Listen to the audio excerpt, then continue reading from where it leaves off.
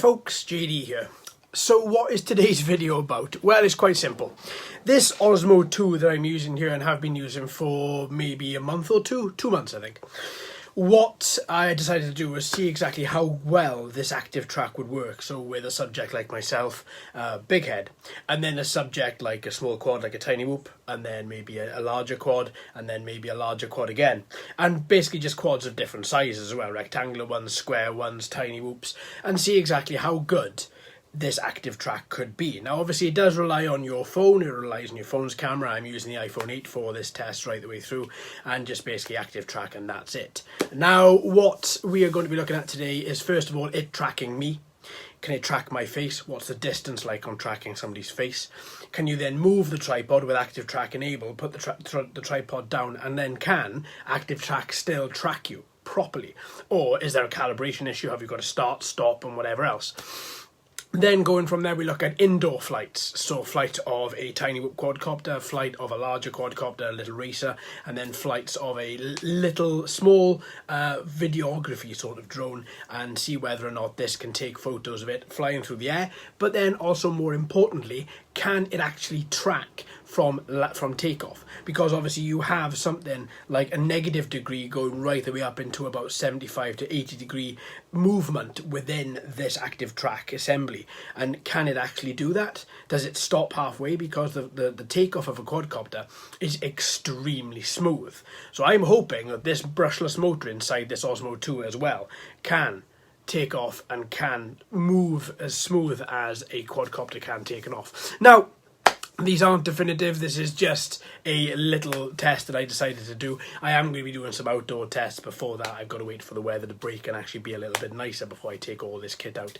Now, I started recording this about 2 weeks ago, 3 weeks ago, and I've only just now finished it. So I hope you enjoy it. Let me know your thoughts. Have you got a similar rig? Have you used active track? I know one thing, I'm sure going to be using it a lot in the future. So there we are, folks. I hope you enjoy this. I shall see you all very, very soon. Let me know what you think in the comments. Don't forget, thumbs up if you like it as well. Cheers folks, thanks very much. And what I'm going to do today is I'm just going to have a little test of this active track. So if I draw a box around my face, there. Let's get some video on the record as well. I think that's worked pretty well. It's got quite a far... It's using... Oh, I'm too far away. I can see something came up on the screen, probably subject too far away. It's using DJI's active track technology you get in the Spark and stuff like that. So I just wanted to see how it was going to go. Hello. And so far, what about speed? Okay, I'm not fast, but oh, there we are. It's not going to make a blind bit of difference until my face is not in the frame again, and then it's going to complain. But you can pick up the tripod, move the tripod around, and you have full working angle, up and down as well. Yes, you know what? This is going to be interesting. Oh, I've been lost. Let's put it back on flattish ground. Oh, I don't know where. Yeah, that's lost me. Exit, and then draw a box again around that thing I call a face. And then, yeah, that's pretty awesome. First test is using this tiny whoop. Right, can active track follow it? So far, it looks to be doing quite a good job. I am using short movements though, in little bursts. Notice how the gimbal actually isn't as smooth.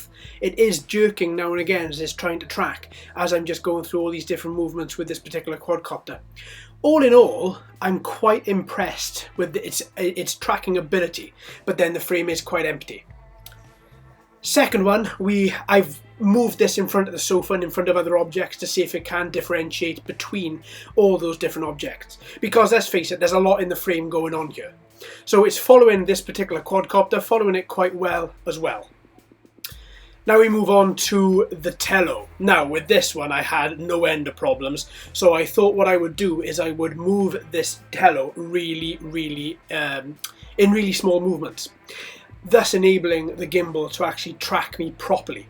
I think it does quite a good job, but as I say, I'm nowhere near the capabilities of this particular drone. Even when I fly it indoors normally, I'm a little bit quicker than this. I did find though that it did seem to work quite well with this particular drone. Now, takeoff was another matter. As you will see, you get up so far, as soon as the frame becomes quite busy, then active track gets confused, can't lock onto the subject, so I have to enable active track to relog on by moving the gimbal up myself. Now obviously if you're outdoors, I imagine the quadcopter will be locked onto a lot easier, and it'll be able to see that quadcopter all the way up. Because there was a sofa with me, it did struggle quite a bit. Because we've got stuff on the walls and stuff everywhere, this is quite a good test to see exactly how the tello, or how active track rather, locked on to this particular drone. Next we have a little car test. This is just in a small patch of ground. It is quite mottled, so I don't know how exactly this is going to work. So yeah, so far it looks to be okay.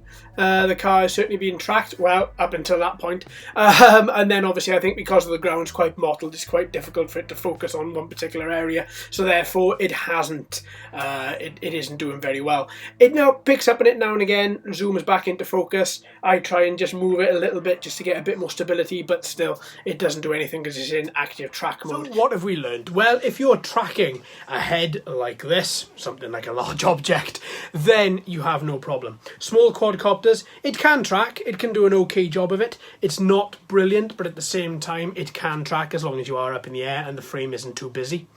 Larger quadcopters, as you saw, again, it can track as long as the frame isn't too busy. Cars are okay. Cars aren't too bad.